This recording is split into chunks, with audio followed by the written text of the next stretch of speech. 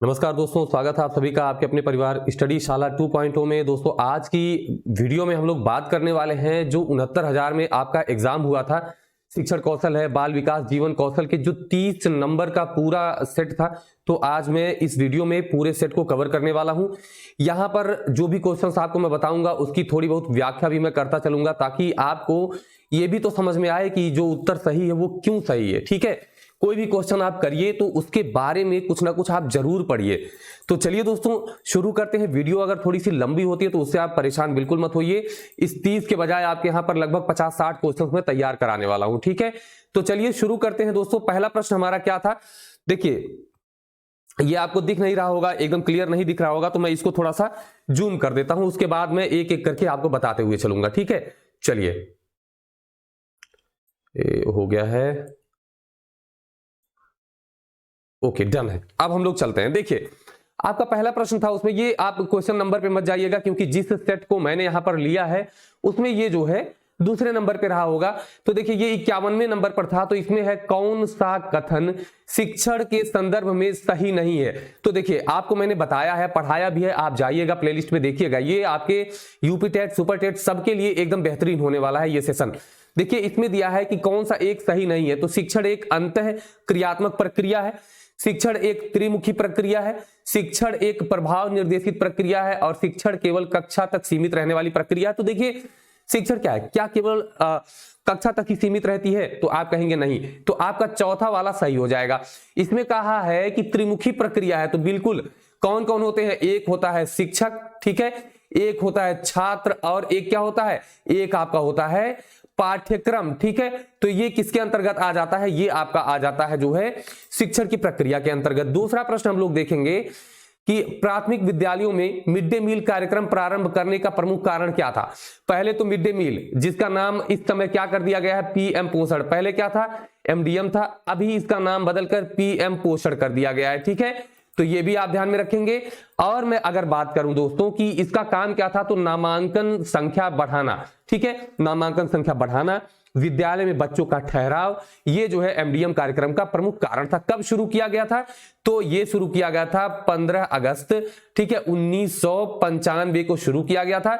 आपसे पूछे कि सबसे पहले कहां पर शुरू किया गया, तो सबसे पहले तमिलनाडु स्टेट में जो है इसे शुरू किया गया था। तो ये भी आप ध्यान में रखेंगे। अगला हमारा क्वेश्चन है, उद्दीपन अनुक्रिया सिद्धांत का प्रतिपादन किसने किया है? ये देखिए क्वेश्चन आपका केवल नाम बदल करके दे दिया है। ठीक है, यहां पर जो टिक लगा है ये आप मान के चलिएगा कि अगर सही भी हो सकता है, गलत भी हो सकता है। ये जिसका पेपर है, जहां से मैंने ये क्वेश्चन लिया है, तो वो उनका लगाया हुआ है। ठीक है, यहां पर बात हो रही है उद्दीपन अनुक्रिया सिद्धांत, तो ये किसका है? तो आप जानते हैं, आपने पढ़ा होगा प्रयास एवं त्रुटि का सिद्धांत थॉर्नडाइक का, तो उसी का नाम और भी है, उद्दीपन अनुक्रिया सिद्धांत भी नाम है। ठीक है, प्रयास एवं त्रुटि का सिद्धांत भी नाम है, प्रयत्न एवं भूल का सिद्धांत भी नाम है। उसी को बॉन्ड थियरी भी या बंध सिद्धांत भी कहा जाता है, या इसी को एसआर थियरी के नाम से भी, एसआर बॉन्ड थियरी के नाम से भी जाना जाता है। ये आप ध्यान में रखेंगे। ठीक है, अब हम बात करें थॉर्नडाइक ने किस पर प्रयोग किया था? तो आप कहेंगे कि बिल्ली पर प्रयोग किया था। ये भी पूछा जाता है किस जानवर पर इन्होंने प्रयोग किया था, तो ये इन्होंने बिल्ली पर प्रयोग किया था। ठीक है, चलिए अब देखते हैं पावलाव ने किस पर प्रयोग किया था? पावलाव ने जो है कुत्ते पर प्रयोग किया था, है ना। और पावलाव का सिद्धांत क्या था दोस्तों? शास्त्रीय अनुबंधन का सिद्धांत या क्लासिकल अनुबंधन सिद्धांत था। इसे ही प्राचीन अनुबंधन सिद्धांत या परंपरागत सिद्धांत के नाम से भी जाना जाता है। इसे ही परिमाणात्मक सिद्धांत के नाम से भी जाना जाता है। क्यों परिमाणात्मक के नाम से जाना जाता है? क्योंकि वहां पर लार की मात्रा पर डिपेंड करता है। जो कुत्ते के मुंह से लार टपक रही थी उसकी मात्रा पर डिपेंड कर रहा था ना, तो उसी को कहा गया पावलाव का जो है सिद्धांत है वो परिमाणात्मक भी है। तो ये भी ध्यान रखेंगे। स्किनर का क्या था? क्रिया प्रसूत अधिगम का सिद्धांत। क्या था? क्रिया प्रसूत अधिगम अनुबंधन सिद्धांत या अधिगम सिद्धांत था। इसे टाइप आर थियरी के नाम से भी जाना जाता है। एक और नाम है इसका नैमित्तिक अनुबंधन सिद्धांत। तो ये भी आप ध्यान में रखेंगे। ठीक है, और इन्होंने चूहे और कबूतर पर प्रयोग किया था। कोहलर ने प्रयोग किया था दोस्तों किस पर? चिंपैंजी पर। अब आपसे चिंपैंजी का नाम अगर पूछ ले तब आप क्या बताएंगे? तो चिंपैंजी का नाम क्या हो जाएगा दोस्तों? चिंपैंजी का नाम था सुल्तान। है ना, तो सुल्तान पर इन्होंने प्रयोग किया था, तो ये भी आप ध्यान में रखेंगे। और इनका सिद्धांत कौन सा, अंतर्दृष्टि सिद्धांत जो है वो था इनका सिद्धांत कॉलर का, और ये गेस्टाल्टवादियों का वैसे सिद्धांत है, तो ये आप ध्यान में रखेंगे। ठीक है, अगला हमारा प्रश्न है पढ़ने और लिखने की अक्षमता है। तो पढ़ने और लिखने की जो अक्षमता होती है, देखिए जब पठन और लेखन दोनों से पूछता है तो आपका डिसलेक्सिया हो जाता है। ठीक है, क्या हो जाएगा, डिसलेक्सिया हो जाएगा, ये आप ध्यान में रखेंगे। आपको इसकी क्लास जो है समावेशी वगैरह की क्लास, आप प्लेलिस्ट में जाइए, वहां पर बहुत सारी चीजें मैंने दे रखी हैं। ठीक है, तो उसको आप देखिए और उसको करने की कोशिश करिए, पढ़िए, कवर करिए, ये सारे क्वेश्चन उसमें आपको मिल जाएंगे। चलिए, ऑटिज्म क्या होता है, ऑटिज्म जो होता है एक मानसिक विकार आप कह सकते होता है।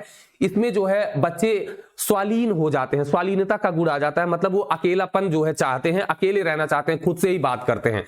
डिस्प्रेक्सिया और अप्रेक्सिया का दोनों का मतलब एक ही होता है, क्या होता है, ये जो जुड़ा होता है ना, ये गामक कौशल से जुड़ा होता है। किससे होता है, गामक कौशल से जुड़ा होता है। अब गामक कौशल में क्या क्या आ जाता है, जैसे चलना फिरना होता है। लेखन कौशल जो होता है, केवल लिखने की बात मैं कर रहा हूं, गामक मतलब जिसमें पेशियों का प्रयोग होता है, उनका प्रयोग यहां पर आ जाता है, तो लेखन भी इसमें आ जाएगा डिस्प्लेक्सिया या अप्रेक्सिया में, तो ये भी ध्यान रखेंगे।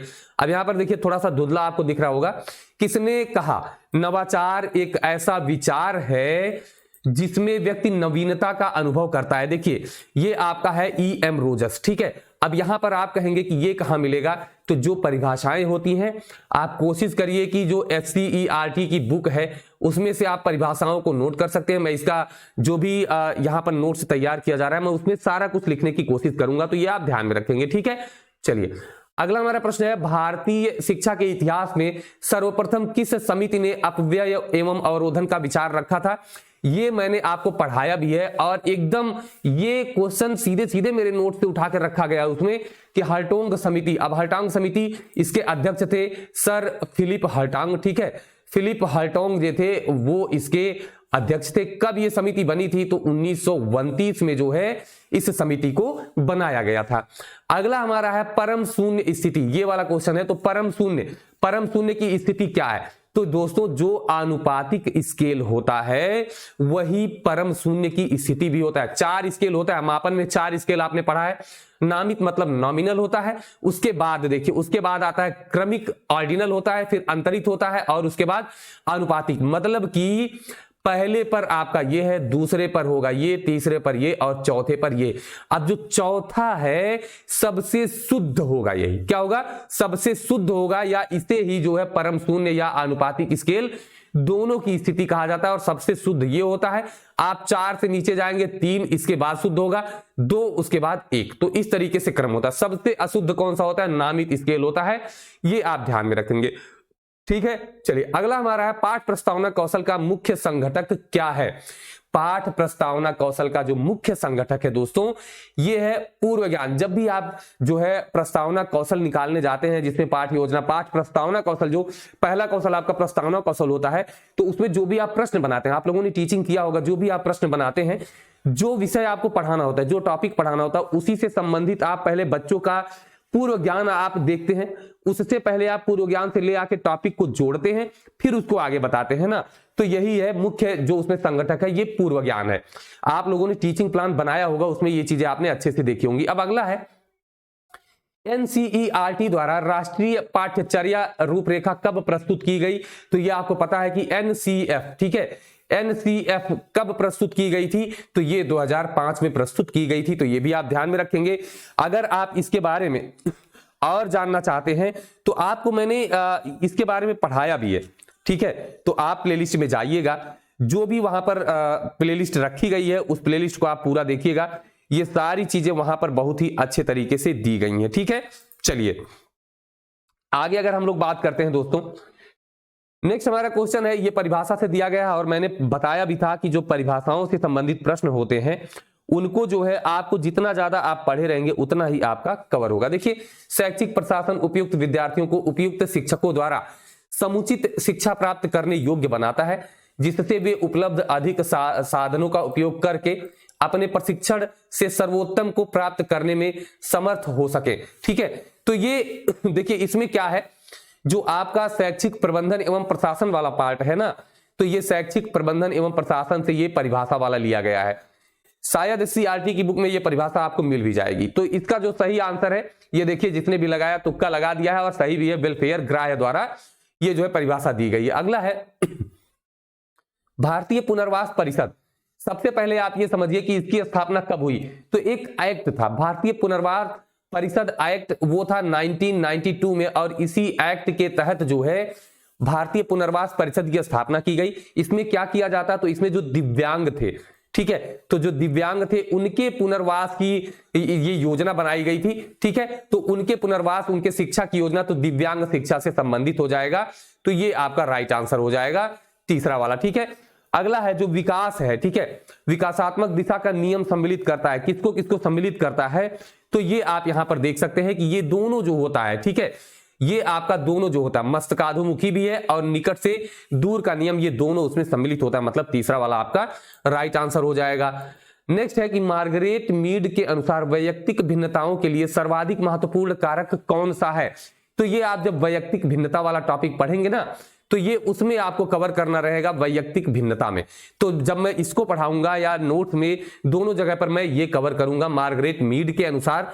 तो ये आपका हो जाएगा। इसमें जो सबसे ज्यादा आपका इसमें मान्यता दी गई वो सांस्कृतिक वाला था, ठीक है। तो मार्गरेट मीड के अनुसार सर्वाधिक महत्वपूर्ण कारण कौन सा है, कारक है सांस्कृतिक। तो देखिए जो भी क्वेश्चंस बन रहे हैं, जो आपके टॉपिक उसमें स्पेशल टॉपिक का नाम दिया गया है, उन्हीं टॉपिक से परिभाषाएं भी बनी है, वो चाहे कठिन हो चाहे आसान, ठीक है, तो वहीं से बनी है। तो ये भी आप ध्यान में रखेंगे। अगला आपका है ये ब्रेल लिपि के जनक कौन है। तो ब्रेल लिपि आज जो ये क्लास आपको मिल रही है, ठीक है, ये 4 जनवरी को ही मिल रही है और 4 जनवरी को ब्रेल दिवस भी मनाया जाता है, ये भी आप ध्यान में रखेंगे। ये ब्रेल लिपि के जो जनक हैं ये लुई ब्रेल है। अब आपसे क्वेश्चन ये भी पूछा जा सकता है कहां के हैं, तो फ्रांस के हैं। और कब जो है इन्होंने ये लिपि बनाई थी, तो आई थिंक 1821 में, ठीक है। तो ये लिपि कब, 1821 में, हाँ 1821 में ये लिपि बनाई गई थी, ठीक है। तो ये आपको ध्यान में रखना है, कब, 1821 में, ठीक है। चलिए डन है, ये आप ध्यान में रखेंगे। आगे अब हम देखते हैं, नेक्स्ट है हमारा प्राचीन अनुबंध का सिद्धांत। अरे बाप रे, ये तो मैंने अभी अभी आपको बताया था पीछे, प्राचीन अनुबंध का सिद्धांत मैंने बताया भी था आपको कि किसका सिद्धांत है। तो ये जो है पावलाव का सिद्धांत है, ये भी आप ध्यान में रखेंगे, ठीक है। परंपरागत या प्राचीन मैंने बताया था ना, पावलाव मतलब कुत्ते वाला, तो ये आप ध्यान में रखेंगे। अगला है हेरिडिटी जीनियस नामक पुस्तक किसके द्वारा लिखी गई है। तो हेरिडिटी जीनियस नामक पुस्तक जो है ये गाल्टन की पुस्तक है, तो इनके द्वारा लिखी गई है, ये भी आप ध्यान में रखेंगे। नेक्स्ट हमारा 67। देखिए अगर आपको जो भी क्वेश्चन नहीं आ रहा है उसको आप याद करके यहां से नोट कर लीजिए। नोट इसलिए कर लीजिए, अब आपको यह भी ध्यान में रखना है कि किताबें भी पूछी जा रही हैं, ठीक है। तो किताबों के नाम भी आपको याद करके रखने पड़ेंगे कि कब कौन सी किताब पूछ ली जाए। जैसे आपसे पूछ लिया जाए एनिमल इंटेलिजेंस, तो एनिमल इंटेलिजेंस जो है ये किसकी पुस्तक है, तो ये थॉर्नडाइक का है। एजुकेशनल साइकोलॉजी किसकी पुस्तक है, ये भी थॉर्नडाइक की पुस्तक है। तो ये सभी चीजों पे आपको ध्यान रखना है। जैसे बिहेवियर ऑफ ऑर्गेनाइजेशन, तो ये स्किनर की बुक है। तो इन सभी को आप ध्यान में रखेंगे, ठीक है। जो मैं बोल रहा हूं इसको आप नोट भी कर सकते हैं। अगला, निम्नलिखित में से कौन सा कारक बालक के विकास को प्रभावित करता है, ठीक है। तो इसमें से अंतःस्रावी ग्रंथियां भी है, पौष्टिक भोजन भी है और रोग तथा चोट भी है। आप चौथा वाला लगा देंगे तुरंत राइट आंसर की उपर्युक्त सभी। गयने का अधिगम सोपानकी का सही क्रम है। अब देखिए इस क्रम को लगाने का, इसमें 8 जो है इसके 8 स्टेप्स हैं, ठीक है। तो इसमें जो है केवल 3-3 दिया है। अब इसमें आप कौन सा पहले करेंगे कौन सा बाद में करेंगे। तो देखिए जो समस्या समाधान है इसे जो है गयने ने सबसे सर्वोच्च स्तर माना है, ठीक है। तो अब आप देखिए या तो समस्या समाधान सबसे पहले होगा, ठीक है, आपको क्रम पता चल जाएगा, लेकिन समस्या समाधान कहीं बार पहले नहीं है। इसका मतलब समस्या समाधान सबसे लास्ट में होगा, क्योंकि सबसे उच्च स्तर होता है, या तो ऊपर होगा या तो नीचे किया जाएगा। तो आप तुरंत देखेंगे समस्या समाधान इस वाले में है और पहले में है। तो अब आपके सामने 2 ऑप्शंस बचे, पहला और तीसरा। अब जब आप उसका क्रम पढ़ेंगे ना, तो उसमें आप देखेंगे पहले समस्या समाधान है, फिर सिद्धांत अधिगम है, और सिद्धांत अधिगम को ही नियम अधिगम कहते हैं। उसके बाद प्रत्यय या संप्रत्यय अधिगम है, मतलब कि यही वाला क्रम आपका तीसरा वाला राइट हो जाएगा। तो ये आपका सही उत्तर हो जाएगा, ठीक है। तो गयने का अधिगम सोपान की भी आपने देख लिया। गयने की एक पुस्तक का नाम है द कंडीशन ऑफ लर्निंग, ठीक है। तो द कंडीशन ऑफ लर्निंग ये भी आप याद रखेंगे, कंडीशन ऑफ लर्निंग गयने का है, ठीक है।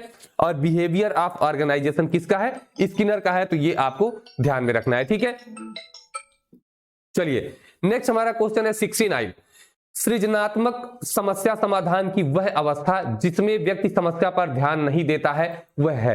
तो देखिए सृजनात्मक जो है ये समस्या समाधान की एक अवस्था है, इसमें व्यक्ति क्या करता है, समस्या पर ध्यान नहीं देता है, और ये एक अवस्था होती है समस्या समाधान की। तो कौन सी अवस्था होती है, तो ये होती है उद्भवन। कौन सी अवस्था होती है दोस्तों, उद्भवन होती है, जिसे इंक्यूबेशन आप कहते हैं। तो उद्भवन में होता है कि जो है इस पे समस्या पर ध्यान नहीं दिया जाता है।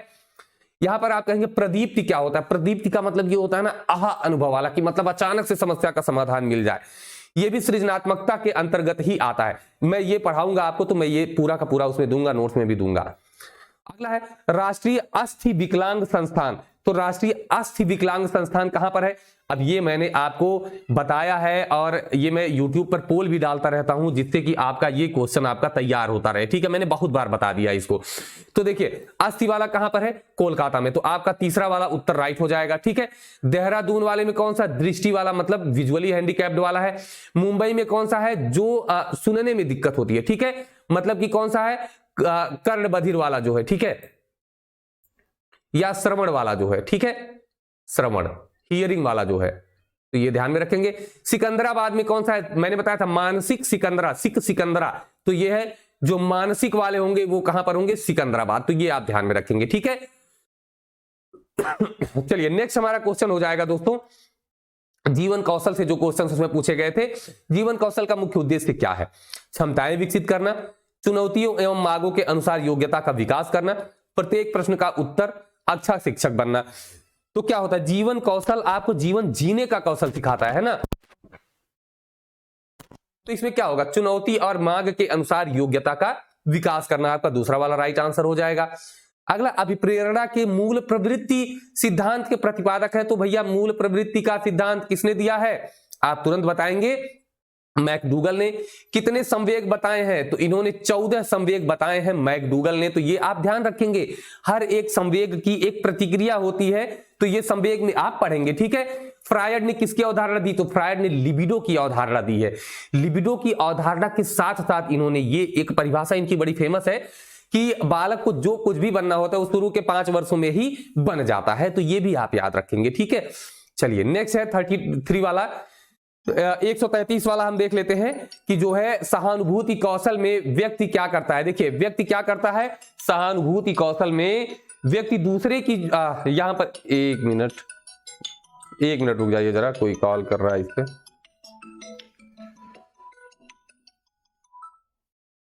चलिए ठीक है, अब यहां पर देखते हैं हम लोग सहानुभूति कौशल में व्यक्ति क्या करता है, दूसरों की परेशानियों को समझता है, दूसरों को पसंद करता है, दूसरों की इच्छा अनुसार कार्य करता है, या हमेशा भ्रम में रहता है। अब यही जीवन जीने का कौशल है। ठीक है, इसी में आपको एकदम ध्यान से सोच समझ के आंसर देना रहता है कि इसमें आदमी क्या कर सकता है। तो इसमें जब भी किसी के यहां आप जाते हैं सहानुभूति देने के लिए, आप क्या करते हैं, ठीक है, तो आप उनकी समस्या को समझते हैं, उसके अनुसार आप प्रतिक्रिया देते हैं। तो मतलब दूसरों की परेशानियों को समझना। अब दूसरों को पसंद करता है तो ये तो सहानुभूति होती नहीं है। दूसरों की इच्छा के अनुसार कार्य करना भी सहानुभूति नहीं होती है। भैया ये कैसे हो सकता है कि दूसरे की इच्छा के अनुसार, वो तो गुलामी हो जाएगी। हमेशा भ्रम में रहता है, ये भी नहीं है। तो क्या होगा, परेशानियों को समझता है। अगला आपका हो जाएगा कि पुरस्कार किस प्रकार की अभिप्रेरणा है। पुरस्कार एक अभिप्रेरणा आप जानते ही हैं। पुरस्कार देने पर बालक के जो कार्य करने की क्षमता और इच्छा होती है वो बढ़ती है। ठीक है, तो पुरस्कार कैसा हो जाएगा, धनात्मक होगा। पहली चीज की वो बढ़ाता है उसको, और धनात्मक के बाद अगर हम बात करें कि क्या होगा, प्रत्यक्ष होगा या अप्रत्यक्ष होगा, तो पुरस्कार जो होता है वो प्रत्यक्ष होता है। तो क्या हो जाएगा, पहला वाला आपका राइट आंसर हो जाएगा। अगला शिक्षा का अधिकार अधिनियम जो है ये कब प्रभावी हुआ। तो ये दोस्तों देखिए बना तो था 2009 में। ये एक्ट कौन सा है, ये एक्ट है 2009 का, लेकिन प्रभावी कब हुआ था, 2010 में। और कब, तो 1 अप्रैल 2010 को ये प्रभावी हुआ था। तो आपका दूसरा वाला इसमें राइट आंसर हो जाएगा। अगला है मूल्य वह है जो मानव इच्छाओं की तुष्टि करे। तो ये सीधे सीधे क्वेश्चन SCERT की बुक से दे दिया गया था, जो वहां पर मूल्य दिया गया उसमें दिया गया था। ठीक है, तो ये आपका अर्बन के द्वारा ये उत्तर दिया गया है, मतलब कि ये आपका जो वाक्य है ये विचार दिया गया है। अगला है निम्नलिखित में से कौन सा एक सामाजिक प्रेरक है। सामाजिक प्रेरक मतलब जो समाज के द्वारा प्रेरित किया जाए। ठीक है, देखिए प्रेम जो है ये तो आपका व्यक्तिगत है, अंदर से होता है। भूख जो है ये भी अंदर से, प्यास जो है अंदर से, लेकिन आत्मगौरव मतलब सम्मान की भावना समाज को देखते हुए ही आती है ना, तो ये है आपका आत्मगौरव। कई सारे लोग इसलिए भी पढ़ रहे होंगे कि अगर फेल हो गए तो समाज क्या कहेगा हमको, या भैया ज्यादा नंबर नहीं आए तो फिर समाज क्या कहेगा। ठीक है, तो इस चीज को ध्यान में रखकर भी जो है एक प्रेरणा मिलती है, ये सामाजिक प्रेरक होता है। ठीक है, अलग ढंग से कार्य करने तथा नए तरीकों का इस्तेमाल करने की योग्यता क्या कहलाती है? तो भैया नवाचार करने की योग्यता जो होती है वो सृजनात्मकता होती है। तो ये आपका ए वाला राइट आंसर मतलब पहला वाला सही हो जाएगा। अगला, व्यावसायिक निर्देशन का प्रयोग सर्वप्रथम किसने किया था? ये जो है आपको किसी भी किताब में नहीं मिलेगा जल्दी, बहुत सारी किताबें आप पढ़ जाइए तो भले आपको मिल जाए। व्यावसायिक निर्देशन का सर्वप्रथम प्रयोग किसने? पार्सन्स ने किया था, तो ये आप ध्यान में रखेंगे। और 40वां है 140, एनसीईआरटी ने शैक्षिक संदर्भ में निम्नलिखित मूल्यों में से किसको स्वीकार किया? तो ये भी जीवन मूल्य है, जीवन कौशल वाला जो आपका है उसमें है। तो एनसीईआरटी ने किसे? देखिए सफाई एवं सच्चाई ये भी है, श्रम भी करना है, समानता एवं सहयोग मतलब उपर्युक्त सभी आपका चौथा वाला राइट हो जाएगा। अब यहां पर दोस्तों आप लोग कमेंट बॉक्स में जाकर के जरूर लिखिएगा कि कितने क्वेश्चंस आपके सही हुए हैं। ये 69,000 का पेपर था।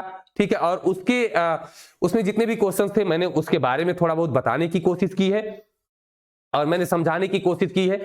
आपको यहां से कुछ और आइडिया लगेगा कि कैसे कैसे क्वेश्चंस आपसे पूछे जा सकते हैं। तो इसमें तो ज्यादातर क्वेश्चंस पूछ लिए गए थे परिभाषा से, है ना तो परिभाषा से भी पूछे गए थे। जीवन मूल्य के कुछ जो हैं वो थोड़ा सा अलग तरीके से पूछे गए थे, लेकिन वो सब कवर किया जा सकता है। कुछ क्वेश्चंस ऐसे हैं जो आप खुद से कर सकते हैं, जैसे ये आपके सामने जो 140 वाला क्वेश्चन है, ये भी आपको कुछ नहीं करना, आप ऑप्शंस पढ़ेंगे आपको समझ में आ जाएगा। ठीक है, ऐसे ही जो सृजनात्मकता वाला देख लीजिए है, और यहां पर पुरस्कार दंड की तो बात ही, सहानुभूति कौशल आप देख लीजिए। तो जो जीवन कौशल के क्वेश्चंस आएंगे ना वो ऐसे होंगे कि आप ऑप्शंस देख करके हल कर सकते हैं। तो चलिए दोस्तों, जितने भी हमारे साथी चैनल पर जुड़े हैं वो चैनल को लाइक सब्सक्राइब और शेयर कर लेंगे, और जो है वीडियो को लाइक जरूर करिए अगर आपको पसंद आता है तो, और चैनल को सब्सक्राइब कर लीजिए क्योंकि आगे बहुत सारी चीजें आपको यहां पर मिलने वाली है। तो चलिए फिर मिलेंगे, तब तक के लिए नमस्कार, धन्यवाद, जय हिंद।